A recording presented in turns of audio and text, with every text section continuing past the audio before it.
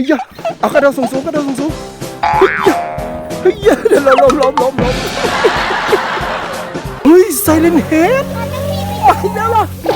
ไปหนีไปที่เดิมระวังเบาเพ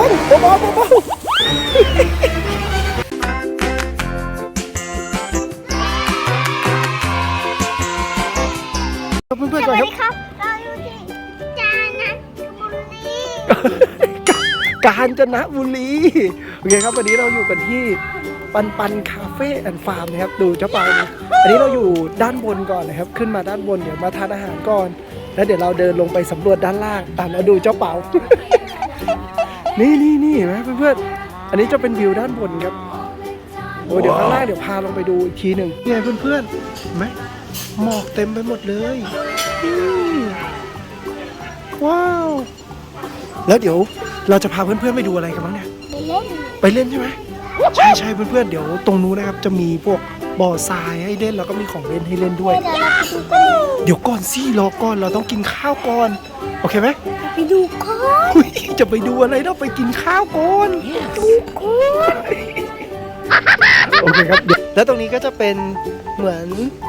เป็นที่นั่งได้ตรงนี้นั่งได้มันจะเป็นยบๆหน่อยเจ้าเปาลงไปไหม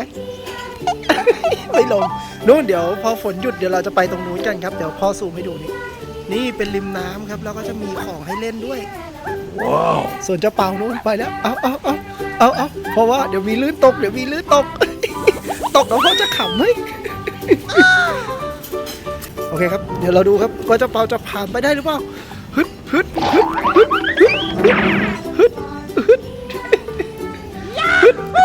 เอาเร็วเดินกลับมาเอามาแล้วครับตึ๊บจะตกน้ำหรือเปล่าตกน้ำเกือบไปโอเคครับตอนนี้เจ้าเปาก็ทานอาหารเสร็จเรียบร้อยครับเดี๋ยวเราจะพาไปทัวร์ด้านล่างกันอดใจถ้าไม่ไหวแล้วตอนนี้ก็จะเป็นโซนที่เอาไว้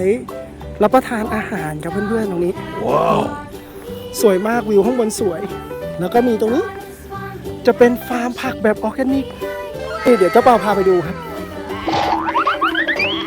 โอ้ยก็มีผักครับอันนี้ผักอะไรพี่เขาบอกว่าเอาผักพวกนี้ไปทำสลัดให้พวกเรากินครับนี่ว้าวผักกะเพราไม่มีใบกะเพรามีแต่ผักสลัดทั้งนั้นเลยเนี่ยผักสลัดทั้งนั้นเลยบางอันก็เก็บไปแล้วครับบางอันก็ยังไม่เก็บเนี่ยเยอะแยะไปหมดเลยหุยเปาทางนู้นเซนเฮดมันโผล่มาจากหลังภูเขาแล้วไปเร็วตามเจ้าเปาไปครับนายเอกไปแล้ววิ่งนี่เปาเฮ้ยตรงนี้มีชิงช้าด้วยเนี่ยตรงนี้โอ้โหไปแล้วครับเจ้าเปาไม่รอเลยครับนี่หลังจากทานข้าวเสร็จครับโหแรงเหลือเยอะให้เพื่อนๆดูก่อนนี่ชายหาดริมแม่น้ำแควยุ้งข้าวสนามเด็กเล่นแล้วก็สวนป่าไปทางนี้หมดเลยเฮ้ยอะไรอุ้ยตรงนี้สเก็ตบอร์ดเต็มเลยครับเพื่อนๆเนี่ยตรงนี้ว้าวนี่ค่อยๆย่องลงไปครับเบาแล้วเดี๋ยวขึ้นไม่ได้เดี๋ยวล้มจัดนะเอาเยอะสื่อตามไปครับเร็วโอ้แบก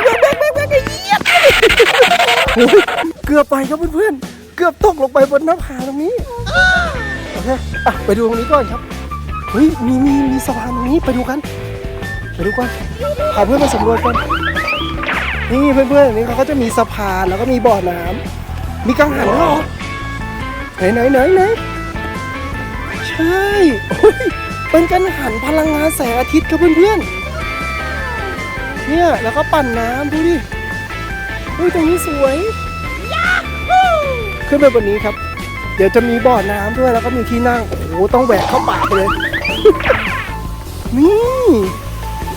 อันนี้ก็จะเป็นอีกหนึ่งโซนครับเป็นโซนแบบมีที่นั่งครับอุ้ยสวยเจ้าเปาไปแล้วไม่รอพ่ออีกแล้วใจเย็นดิเมื่อกี้พ่อเห็นตัวอะไรพ่อมาจากภูเขาไปดูเฮ้ยไซเลนเฮดไปหนีไปที่เดิมระวังเบาใจเย็นดิเกือบไปเลยเฮ้ยเปาเมื่อกี้เราไม่เห็นมีปลาด้วย โอ้เพื่อนๆไม่น่าเห็น เพราะเห็นโดมยานอวกาศครับไปครับเพื่อนๆพาไปดูครับเราจะขึ้นยานอวกาศนะครับนี่ เดี๋ยวยานอวกาศอันนี้ครับเพื่อนๆน้ำเต็มไปหมดเลยเดี๋ยวเปียกล้างมือได้ด้วย พอดีว่าวันนี้ฝนตกเยอะครับเพื่อนๆช่วยเทน้ำออกให้เขานิดนึงครับโว้ยออกหมดแล้วเข้าไปในโซนสวนหินเขาครับนี่อันนี้ก็จะเป็นสวนหินครับไปเลยเฮ้ยยะที่นี่จัดสวนสวยมากเลยครับเพื่อนๆพี่เปาตรงนี้มีอะไรนี่ครับเพื่อนๆตรงนี้เป็นโรงไส้เดือนครับแล้วก็โรงเพาะชำแล้วที่นี่น่าจะเข้าไปดูได้ไปดูเขาเพาะไส้เดือนกันเพื่อนๆตรงนี้นี่ไงไม่โอ้อันนี้ก็คือที่อยู่ของไส้เดือนครับเขาจะมีวันที่ว่าไส้เดือนเข้ามาอยู่ตั้งแต่วันไหนครับโหเนี่ยเพียบเลยในยังไม่ขยับได้ด้วย ใช่เพราะมันมีไส้เดือนไงไหนขยับปะเพื่อนๆช่วยดูครับว่าขยับไหมไม่มีเลย ไส้เดือนมันแอบอยู่นิ่งมากเลยเพื่อนๆมันอยู่ใต้ดินครับอันนี้ไส้เดือนก็สามารถทำปุ๋ยได้ครับเอาขี้ไส้เดือนไปทำปุ๋ย มาแล้วครับเพื่อนๆไซเลนเฮดมาครับเพื่อนๆเจ้าเป่า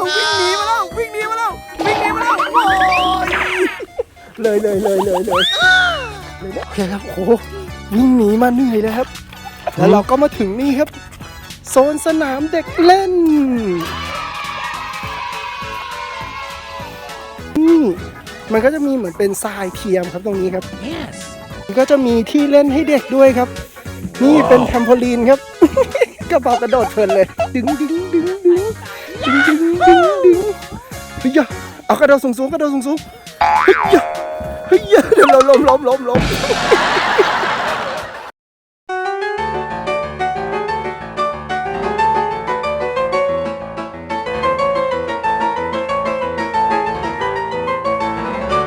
หลังจากกระโดดแทมโพลีนไปสักพักหนึ่งครับเริ่มมีอาการเหนื่อยครับ